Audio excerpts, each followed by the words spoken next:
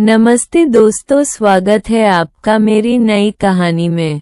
मेरा नाम अनीता है। मैं हैदराबाद में रहती हूँ। जवान लड़के जब भी मुझे देखते हैं तो देखते ही रह जाते हैं, पर मेरे पति को मेरी कदर नहीं है।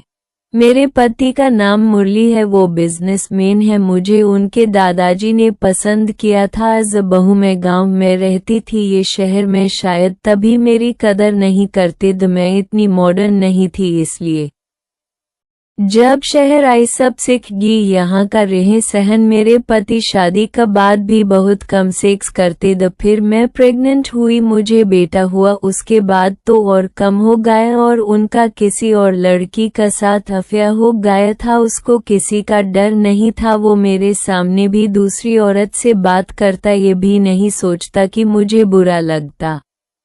पर मैं भी एक औरत हूँ, मुझे भी कैसे कंट्रोल होता। जैसे कि मैंने बताया था कि मुरली बिजनेसमैन है,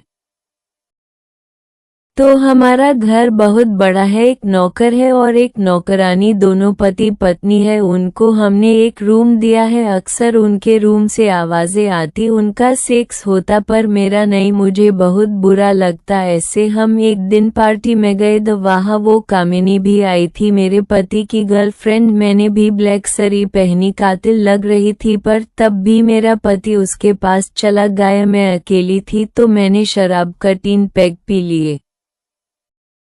फिर एक वेटर आया, बोला माम आप जाओ, सिर कल आएंगे। मुझे इतना गुस्सा आया, मैंने नौकर को बुलाया, क्योंकि नौकर ड्राइवर सब वही है, उसका नाम संजू है। वो आया मुझे लेने, मैं उसके पास वाली सीट पे बैठ गई। उसके बाद मैं कार में ही बहुत रोई। उसके बाद संजू ने कार साइड में रुकाई, पूछने लगा क्या हुआ। मैंने सब बताया। रोते रोते मैंने उससे लिप किस कर लिया। उसके बाद असक हथियार खड़ा हो गया, उसने उधर हाथ रख दिया और उसके बाद मुझे कार में बिठाया और कार स्टार्ट की और घर ले गए। कार से सीधा बेडरूम में ले गए, फिर इंटेंस किया एक दूसरे के साथ। मुझे इतने सालों के बाद इतना मजा आया, पूछो मत। नशे में थी तो और मजा आया। उसके बाद जब भी मुझे करना होता संजू को बुला लेती। कहानी अच्छी लगी हो तो लाइक शेयर और सब्सक्राइब करना और कमेंट भी।